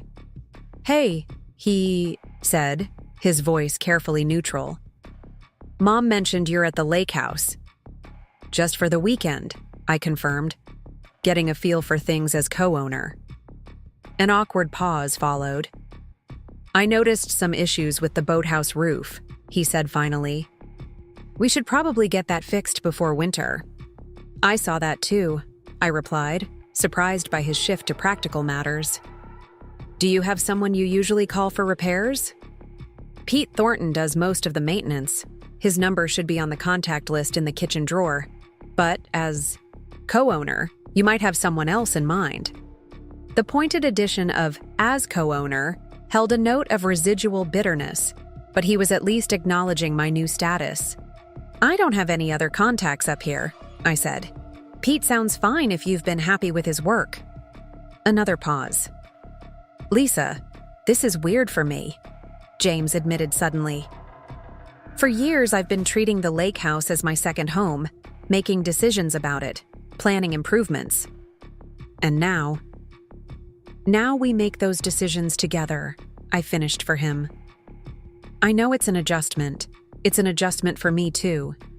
I still don't think you understand what this place means to me," he said, his voice tightening. "While you were building your career in the city, I was creating my adult life around Pinewood Lake. All my friends have spent time here. I've hosted business retreats here. My relationship with Vanessa deepened here. It's not just a vacation property for me." The familiar implication that I cared less about the lake house rekindled my frustration. "James, do you have any idea why I was building my career so intensively? Why I took on extra consulting projects and worked weekends for years?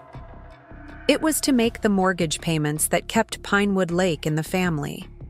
The very experiences you're describing were directly made possible by my financial sacrifices." A long silence followed. "I didn't know about the payments," he said finally. "Not the full extent. Mom and Dad always just said you helped out sometimes. Well, now you know the truth. 7 years of payments, over $200,000. The property would have been foreclosed on without my intervention." James sighed heavily. "Yeah, I got that message loud and clear through the whole legal process. Look, I'm trying to accept the new reality here.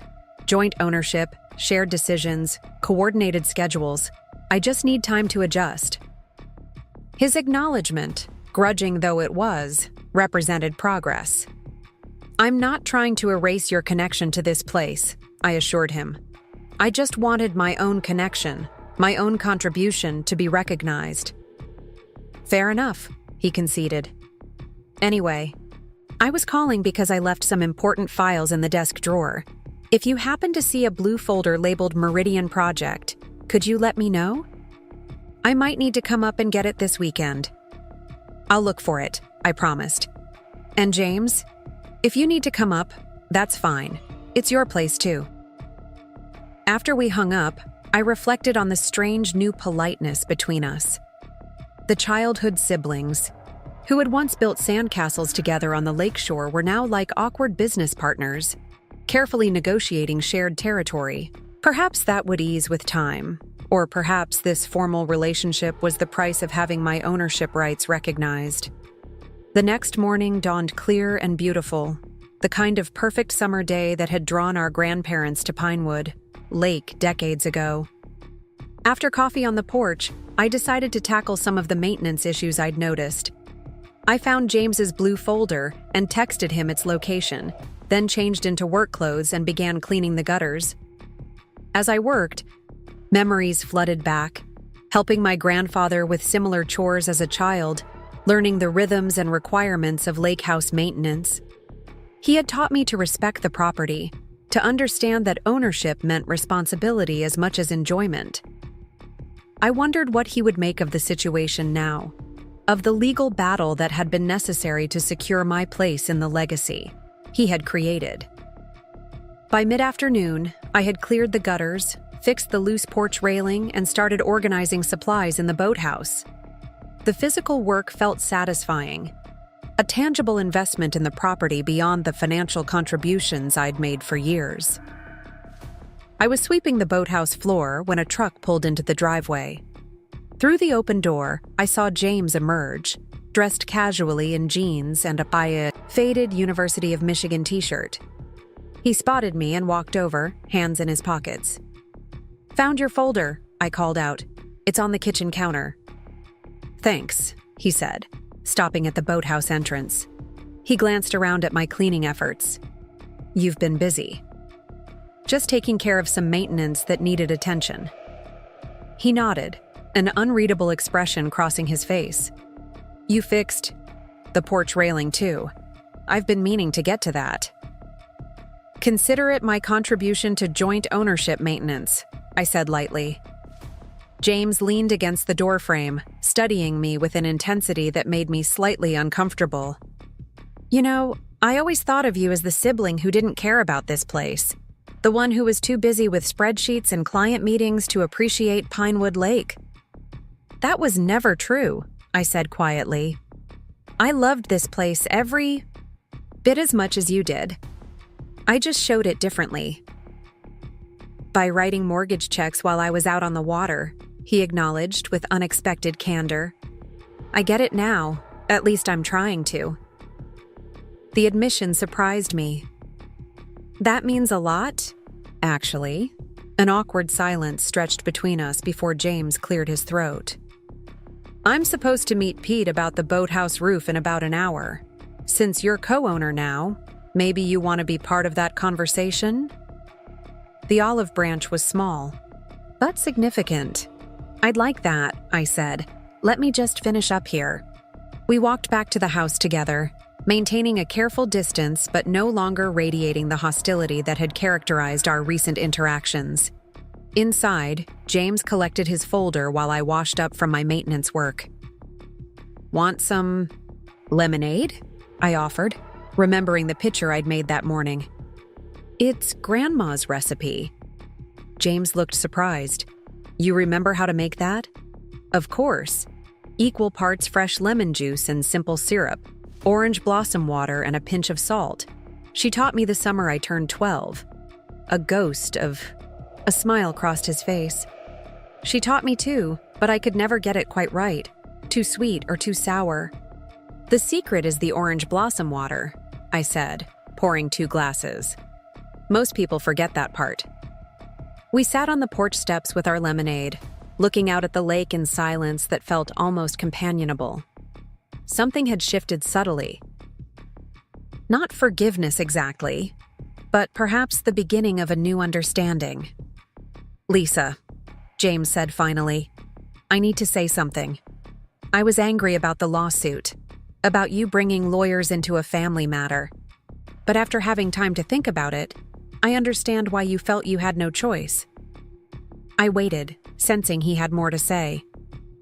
"If our situations had been reversed, if I had been making those payments for years and then watched you get full ownership without acknowledgement, I would have been furious too."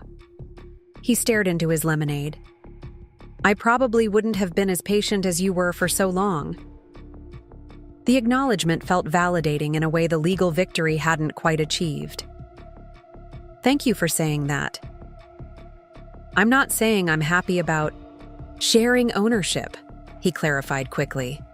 "I had plans for this place, renovations, maybe eventually building a small guest cabin on the north end of the property.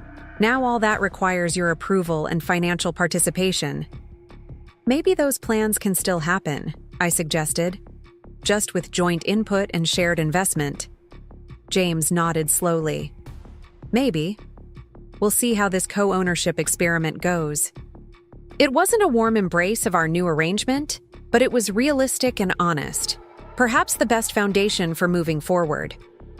Pete Thornton arrived precisely on time, his weathered pickup truck announcing his presence with a distinctive rumble. A tall man in his 60s with sun-creased skin and capable hands, he'd been maintaining properties around Pinewood Lake for decades. "James?" he greeted with a nod, then turned to me with curiosity. "And you must be Lisa. Heard there've been some changes in the ownership situation." News traveled fast in small communities. I wondered what version of events Pete had heard. "Lisa's my co-owner now," James explained with surprising ease. "We wanted to talk to you about the boathouse roof before winter arrives." Pete assessed the situation with professional efficiency, pointing out water damage that extended beyond the visible signs and recommending a comprehensive repair rather than a quick patch. "Could hold off another month or two, but I wouldn't go into winter without addressing it," he advised. "What would the complete repair cost?" I asked. "Materials and labor? Probably around $5,000, Pete estimated. "I can get you a proper quote by Monday." I looked at James, suddenly aware that this was our first joint financial decision as co-owners. "What do you think?"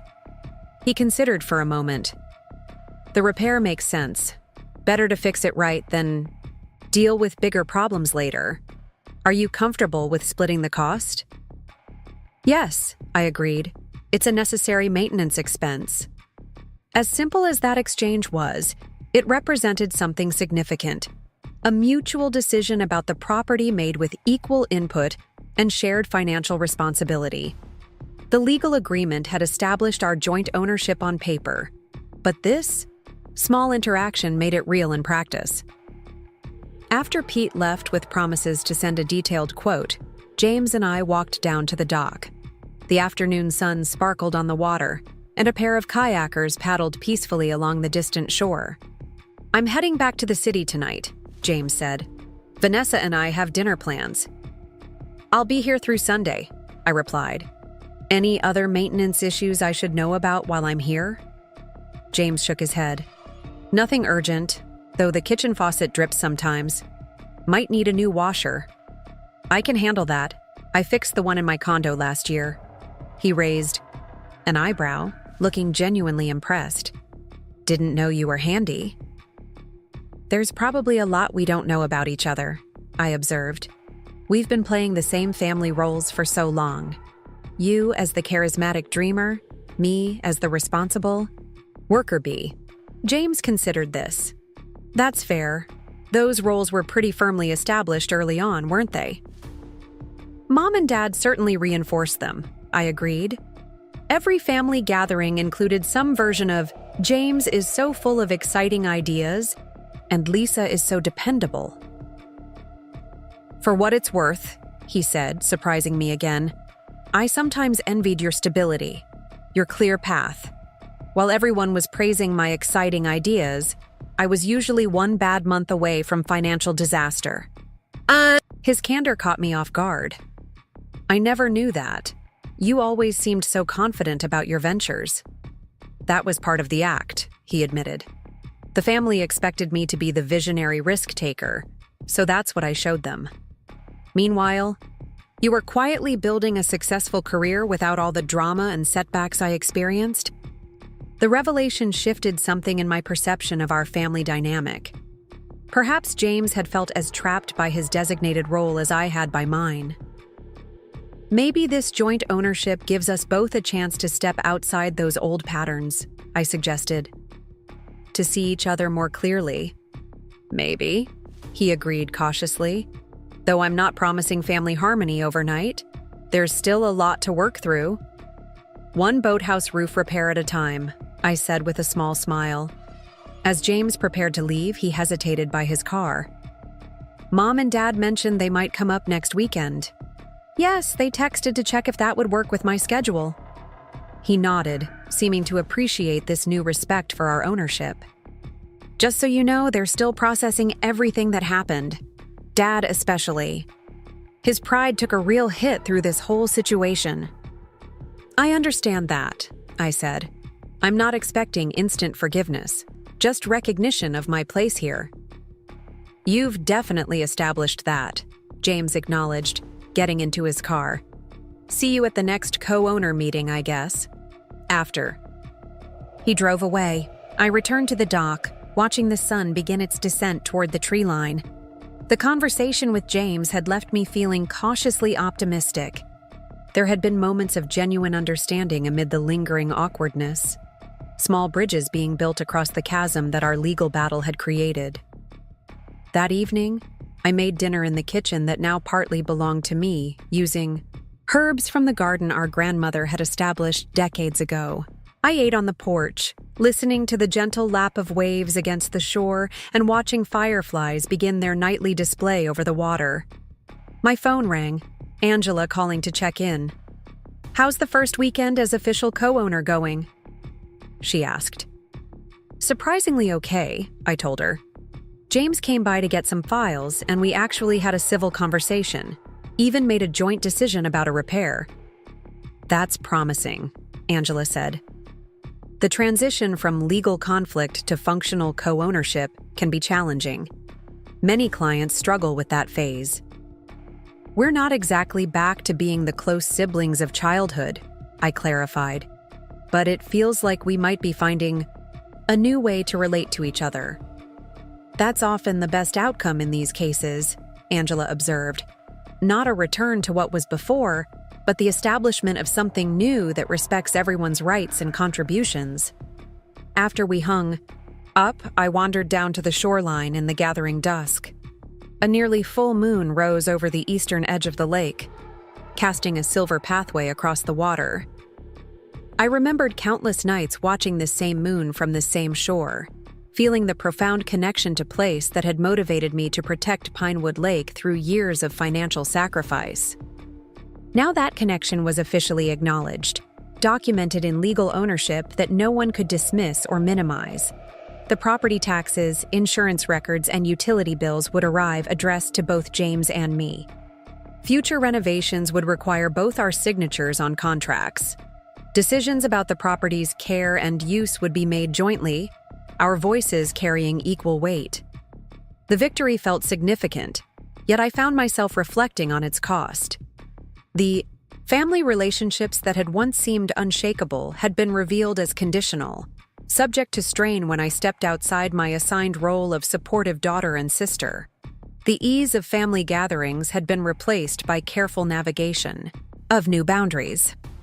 The unquestioning trust had given way to formal agreements and documented understandings. Had it been worth it? As I watched the moonlight play across the gently rippling water, I believed it had.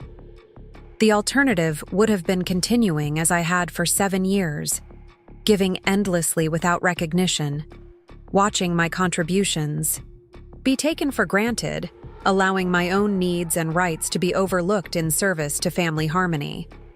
Standing up for myself hadn't been easy, but it had been necessary, not just for securing my ownership rights to Pinewood Lake, but for establishing a more honest foundation for family relationships going forward.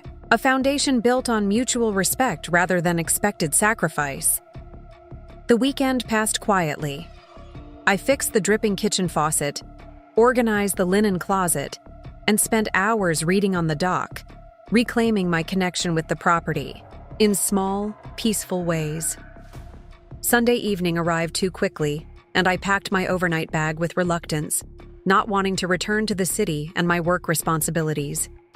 As I did a final walkthrough of the house, making sure everything was secure before leaving, I paused in the living room where generations of family photos chronicled our history with Pinewood Lake.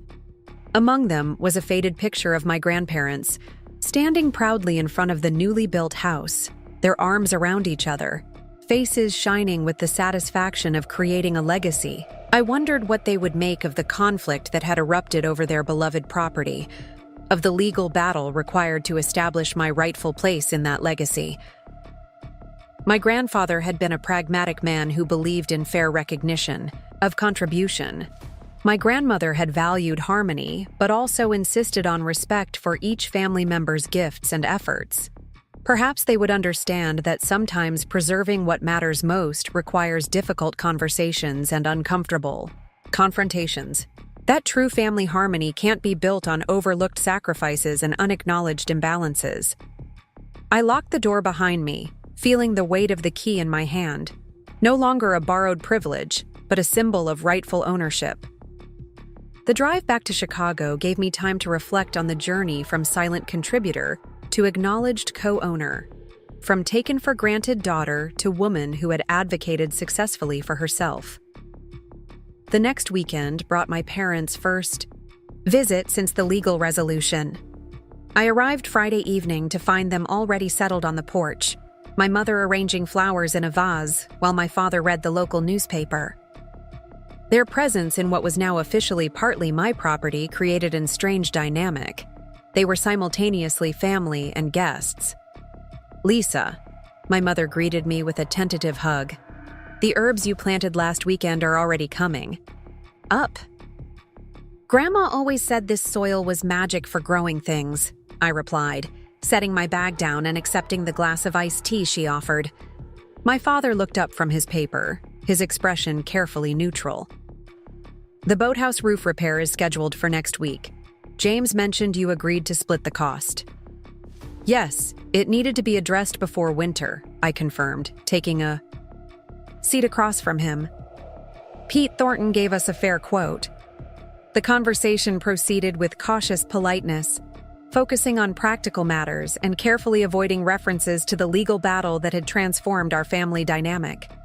My mother made determined efforts to maintain warmth, while my father retreated behind discussions of maintenance schedules and property values. After dinner, as we sat watching the sunset from the porch, my father finally addressed the elephant in the room. "I want you to know," he said with obvious difficulty, "that I've been giving a lot of thought to everything that happened. To the payments you made all those years." I waited, sensing he had more to say. "I didn't fully appreciate the extent of your contribution," he continued, struggling visibly with the admission. "When the recession hit and my business was struggling, accepting your help seemed like a temporary measure.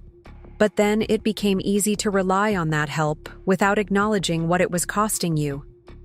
My mother reached over to squeeze my hand. "We both failed to recognize how much you were sacrificing, Lisa. And then when things stabilized financially, we just continued the arrangement without proper thought." "Why didn't you ever tell James about the payments?" I asked, the question that had puzzled me throughout the conflict.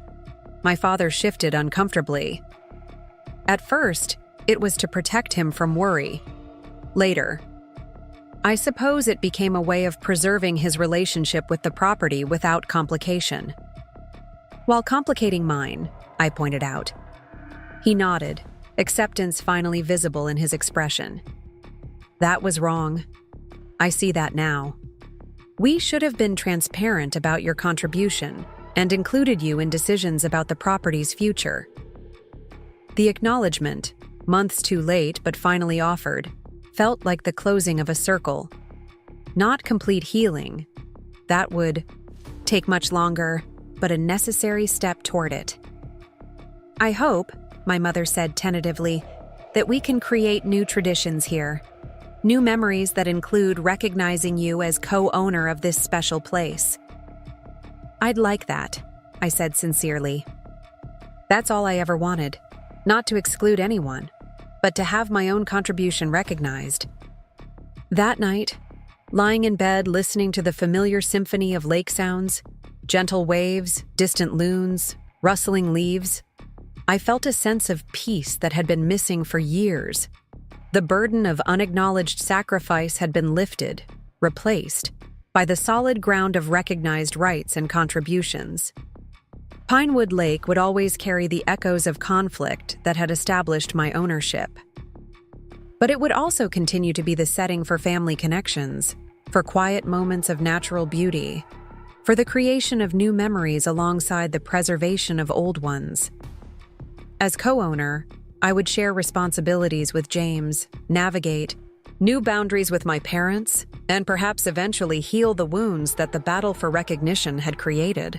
The path forward wouldn't be without challenges, but it would be walked on ground made solid by truth finally acknowledged. In the morning, I woke early and slipped out to the dock before anyone else was stirring. The lake lay perfectly still, in the dawn light, reflecting the rose-gold sky like a mirror. A pair of herons waded in the shallows, their graceful forms creating barely perceptible ripples in the glassy surface. I sat at the edge of the dock, dangling my feet above the cool water, and felt the profound sense of belonging that had motivated my years of silent investment. This place, this shoreline, this view, this piece of earth and water had been worth fighting for. Not just for the property value or the vacation potential, but for what it represented. Family legacy, childhood, memories, future possibilities. My name was now on the deed alongside my brother's, my right to this legacy officially documented and recognized. The journey from overlooked contributor to acknowledged co-owner had been painful but necessary, forcing my family to confront long-established patterns and unexamined assumptions. Whatever the future held for Pinewood Lake and for our family relationships, one truth had been firmly established. My contribution mattered. My voice counted. My place in this legacy was secure. As the sun cleared the tree line, casting golden light across the awakening lake, I smiled at the thought that had sustained me through the difficult months of legal conflict.